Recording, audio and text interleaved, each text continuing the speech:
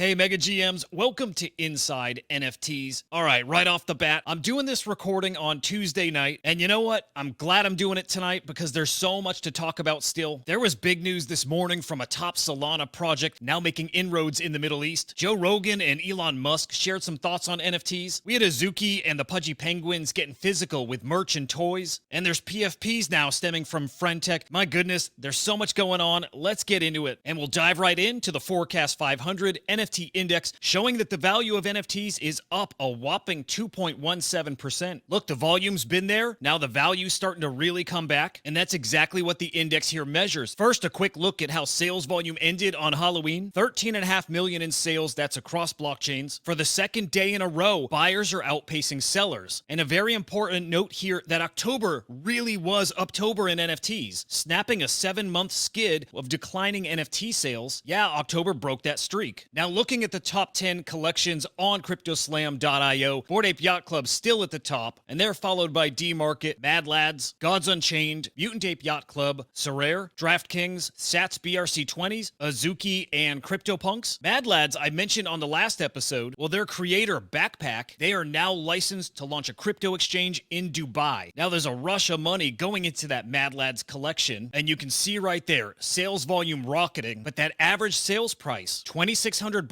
yesterday, up significantly from the start of October when it was just $1,300 and $1,500. And look, that's not all that has energy surrounding it right now, but we're also seeing an increase in big NFT sales. In the past 24 hours, 10 NFTs sold for over $100,000 each, almost entirely Bored Apes, but CryptoPunks are right there too. No bigger indicator than a 110 ETH bid on a CryptoPunk. When you start seeing multi-million-dollar bids in sales, you really got to start wondering how close we are to that next major run. All right, now you may have already caught this, but Joe Rogan had Elon Musk on his show. They spent a little time talking about NFTs. Elon pointed out that NFTs are kind of silly because the images aren't even on chain. But I wonder if I'm alone in this thought that it's the record that I value and that I think a lot of other people value too. And I wonder why guys like Elon and Joe still have missed that point. Let me know what you think. Do you care about the provenance and the token itself more than you do the image associated with the NFT? Now, Halloween brought all kinds of treats. Not all of them are ones you eat, and it's also the 15th anniversary of the Bitcoin white paper. The Azuki team celebrating that moment and now giving their Azuki Elemental minters a free Satoshi hoodie. Remember though, pretty damn expensive mint at 2 ETH, so good on Azuki for trying to drive some value back to those minters. Now Luca Netz didn't give out candy in his neighborhood. He gave away Pudgy Igloos. Just a fantastic way to mix it up for the holiday and get the brand out there. A nice change of pace for a Halloween treat. Now the Forgotten Runes had their Halloween event called the Nightmare Run. I hope you checked it out because it really is such impressive tech. I don't know the exact turnout yet. Felt like at least 1,000 people in there running around a maze with lots of ways for you to die. My takeaway still is that the tech is wild. Now I didn't know about this or I completely forgot, but they have a game coming called Forgotten Runeverse. Really awesome looking pixelated MMO, and if I'm not mistaken, this will be on the Arbitrum blockchain, so layer 2 is really starting to mature here right in front of us. All right, now just a couple final quick ones for you. This one I thought was very cool. Just a week or so ago, there was a big FriendTech key sale that involved whitelists, and they jumped into the top 25 keys in just a few hours. Well, now they're airdropping a PFP to all those key holders, and those PFPs are going to be on the base blockchain, right where FriendTech is. As far as I know, this might be the first PFP associated with a FriendTech key, and if it's not the very first, it's definitely one of the first. Moving on now to the flooring protocol, maybe just a quick tip for you. Free Lunch Capital said they're designing a fix for that issue we had earlier in the week with the captain's vaults that were drained. Remember, someone was able to pull out all the captain's NFTs, and what that meant was Free Lunch Capital had to go buy a bunch of captains from Blur to stick back in their vault. Well, they're not going to deploy this fix till they thoroughly test it, so that means the same thing we saw earlier in the week with the vault getting drained could definitely happen again. Whales and Degens could really have a field day with this. Me, I just sit back and I watch, and I'm a pure enjoyer. And finally, I just want to put these guys on your radar. They're called Web3. They've got multiple daily shows. Tomorrow having Roger Dickerman on as a guest, and they also have a show called NFT Live that they've invited me to co-host with them. Had a blast on there with them earlier today. Good guys, good show. Yeah, and I guess we'll see what fun we can have together, but so far so good. Really like those guys. All right, fam. Hope you have a fantastic day today. Tomorrow we'll hit on another NFT market update. We'll go over all the latest happenings in NFTs, and remember, if it's happening in NFTs, I'm bringing you inside.